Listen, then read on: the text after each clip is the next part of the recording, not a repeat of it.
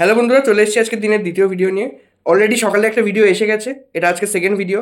এই ম্যাচে আমরা কথা বলবো প্রিভিউ সিএসকে ভার্সেস আর চেন্নাই ভার্সেস রাজস্থান।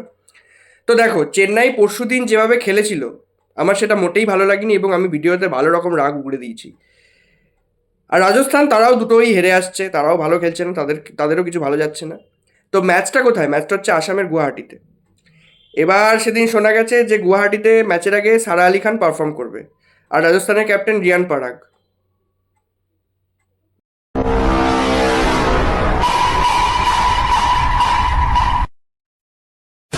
যাই হোক, তো সে বিষয়ে যাচ্ছি না, ক্রিকেট নিয়ে আলোচনায় থাকবো। তো আমার মনে হয় যে সিএসকে এর কিন্তু কিছু চেঞ্জেসের দরকার আছে। প্রথম চেঞ্জ হচ্ছে দীপক হুডার জায়গায় কিন্তু আমার মনে হয় কনওয়েকে নিয়ে আসা উচিত। আর ওদিকে স্যাম কার্নের জায়গায় অংশুল কাম্বোজ। তোমরা যদি না জেনে থাকো, অংশুল কাম্বোজ কিন্তু খুব ভালো একজন ইন্ডিয়ান পেসার। জানি না চেন্নাই টিম তাকে নজর দিচ্ছে কিনা, কিন্তু আমার মনে হয় তাকে খেলানো উচিত স্যাম কার্নের জায়গায়। সে খুব ভালো পেসার। কারণ সিএসকে এর বোলিংয়ে কিন্তু আউট অ্যান্ড আউট সমস্যা আছে, শুধু স্পিন দিয়ে হবে না। এটা চেপক না, গুয়াহাটিতে আসছো তোমরা, তো গুয়াহাটিতেও হ্যাঁ বলটা একটু আটকেই আসে, কিন্তু আমার মনে হয় একজন পেসার এক্সট্রা খেলানো উচিত। কারণ লাস্ট ওভারে স্যাম কার্নের জন্য ওভার বাকি থাকলে 3-6 সে খাবেই, 4টেও খেতে পারতো। তো যাই হোক, এবার যদি রাজস্থানের কথায় চলে আসি, দেখো রাজস্থানের এবছর কিছুই ভালো যাচ্ছে না। জয়সওয়ালের ফর্ম নেই। স্যামসন প্রথম ম্যাচটায় ভালো খেলেছিল, সেকেন্ড ম্যাচটায় ভালো খেলতে পারেনি। ধ্রুব জুরেল প্রথম ম্যাচটায় দারুণ খেলেছিল, সেকেন্ড ম্যাচটায় অতটা খেলতে পারেনি। এবং তাদের নতুন এবার ইমার্জিং প্লেয়ার হচ্ছে শুভম দুবে। আগের বছরও খেলেছিল, কিন্তু এবছরও কিন্তু সে খুব ভালো খেলছে। তবু আমার মনে হয় রাজস্থান চেন্নাইয়ের কাছে একটু শর্ট হয়ে যাবে, কারণ রাজস্থান একটু বেশি বাজে খেলছে। চেন্নাইও বাজে খেলছে, রাজস্থানও বাজে খেলছে। রাজস্থান একটু বেশি বাজে খেলছে। চেন্নাইয়ের ব্যাটিং নিয়ে যদি বলি, চেন্নাইয়ের রাহুল ত্রিপাঠী আমার একটুও ভরসা আসছে না। ও দুটো ম্যাচ তো খেলে ফেলেছে, কিচ্ছু রান করতে পারেনি।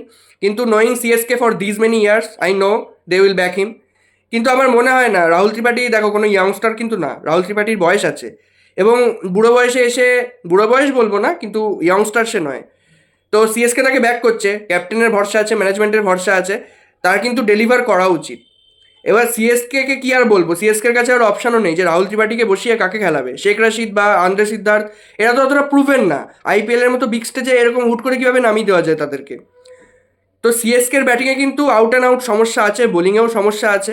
রাজস্থানের ব্যাটাররা যদি একবার ক্লিক করে যায়, যেভাবে হায়দ্রাবাদকে তারা মেরেছিল, বিশেষ করে ধ্রুব জুরেল আর শুভম দুবে, স্যামসনও মেরেছিল, তাহলে কিন্তু তারাও সিএসকে কে সমস্যা দিতে পারে। তো হতেই পারে, এটা না হওয়ার কিছু নেই। আর সিএসকে এর বোলিংয়েও সমস্যা, ব্যাটিংয়েও সমস্যা, ফিল্ডিংও করতে পারে না, কিছুই পাচ্ছে না। তো কিন্তু তাও আমার মনে হয় সিএসকে যা হোক করে এই ম্যাচটা বার করে নেবে। কথা বলতে হয় তাহলে আমি ব্যাক করবো চেন্নাই সুপার কিংসকে, কারণ আমার মনে হয় চেন্নাই সুপার কিংস এই ম্যাচটা যা হোক করে বার করে নিয়ে যাবে রাজস্থানের কাছ থেকে। আর রাজস্থানের দুর্ভাগ্যবশত 3টে হার হতে চলেছে। আর players to watch out for যদি বলি, তাহলে আমি সিএসকে এর ব্যাটিংয়ের দিক থেকে বলবো ঋতুরাজ গায়কোয়াড়কে। আর চেন্নাইয়ের বোলিং থেকে যদি বলতে হয়, তাহলে আমি আবার ব্যাক করবো নূর আহমেদকে, কারণ নূর আহমেদের কাছে পার্পেল ক্যাপ আছে, সে 7টা উইকেট নিয়ে ফেলেছে দুটো ম্যাচে।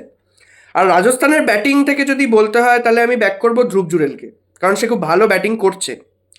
আর রাজস্থানের বোলিং থেকে যদি বলতে হয়, তাহলে আমি ব্যাক করতে চাই তুষার দেশপান্ডেকে, কারণ সে কিন্তু খুবই আন্ডার রেটেড একটা বোলার। হ্যাঁ, সে একটু মার খায়, কিন্তু সে কিন্তু উইকেটও নিয়ে দেয়।